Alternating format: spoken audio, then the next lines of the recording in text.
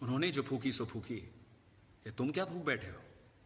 مچاتے ہو شور دن رات، گانجے کی طرح سلگتے، نسوں میں بھرتے نفرت، ہر بات پر چرس کی طرح ابلتے، جھوٹ کی کھینی ملتے ہاتھوں پر، چٹکی چٹکی کروڑوں میں بانٹتے، ریلیجن، پالیٹکس، پیٹریوٹزم، سنیما، سوکھے نشوں کو گیلے سے مکس کرتے، دیش بھکتی کی ہیروئن بھرتے انجیکشن میں، اپنے بازو تھوڑے ٹائٹ کرتے، پھر چھید کر سمویدھان کی نسیں، سونگ کر راشٹرواد کا کوکین، تم فائنلی ہیروئنوں کے پیچھے پڑتے۔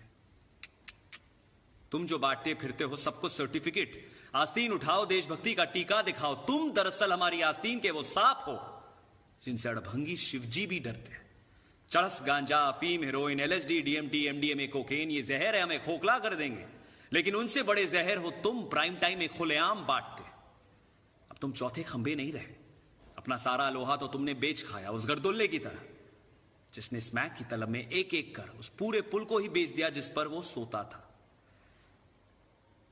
کیسی عجیب وڈمبنا ہے، تم جنہوں نے لاشوں پر کھڑے کیے ہیں اپنے بزنس، اپنی پارٹیاں، ہمیں کہتے ہو پکڑو انہیں، یہ مناتے ہیں ریو پارٹیاں۔